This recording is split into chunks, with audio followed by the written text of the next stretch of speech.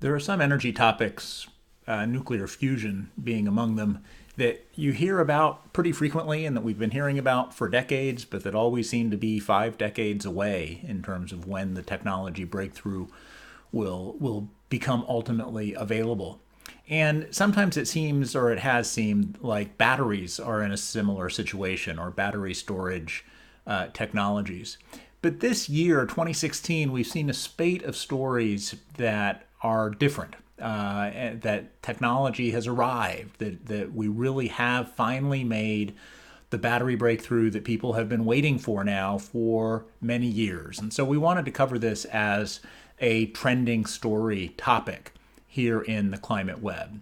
So I'm going to jump over just so we can see what some of the key points of this trending story topic are.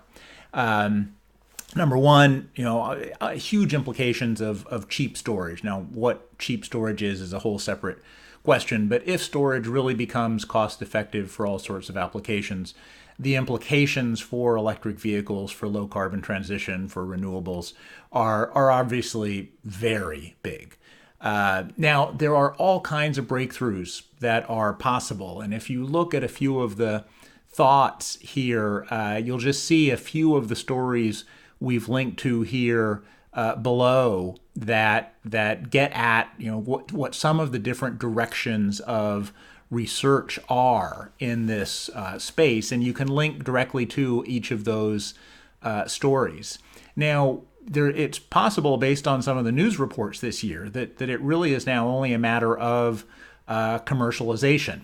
Now, that comes from this story in particular, which is reporting on ARPA-E research, basically saying, look, we've made the breakthrough. The technology is now here. It'll need to be commercialized within 5 to 10 years.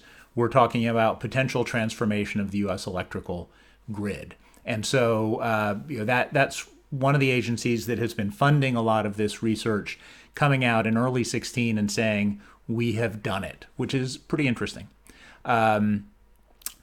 Last, one of the other sort of really interesting points here is there's interesting work out there arguing that most of the economic analysis that has been done around energy storage tends to think of energy storage in a very homogeneous way. So you're using batteries, for example, in one particular way, one particular application. You're storing wind energy and then you're bringing it into the grid.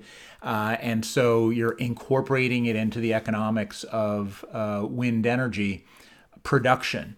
But there was some other interesting work, and there's a story in here specifically, the real cost of energy storage. And this is a piece that was put out by the Rocky Mountain Institute, but it is summarizing a larger report in the Climate Web looking at levelized cost of storage analysis from late last year.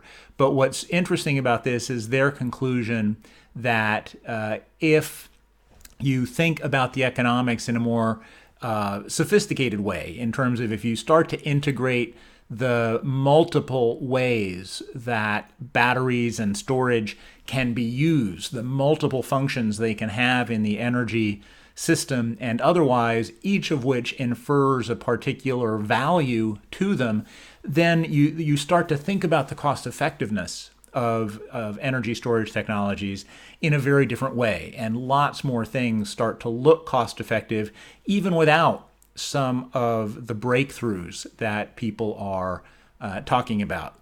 And I should note that not everyone argues that we need a battery breakthrough to make sort of real progress in renewable energy. This was a story earlier this year, and we point to the study here as well, that basically argues that you even with what we have today, you can do what needs to be done in terms of promoting renewable energy. So there's lots of different aspects to this story that make it a very interesting trending story. But what's really important about sort of the 2016 side of this is that we may actually be at the point of the breakthrough that we've been talking about now for quite some time. Now, if you want to dig deeper into this topic in the Climate Web, all you need to do is click on the index entry for energy storage. It'll point you to a few things here, some interesting graphics, etc. But most specifically, it'll point you to the news coverage of energy storage issues and the sources coverage of energy storage issues. So you really can dig into the topic in as much depth as you want, or you can simply stay with the trending story. I hope that's been a useful look at this trending topic. If you have other suggestions for trending topics or different ways of thinking about it, we'd be happy to hear from you.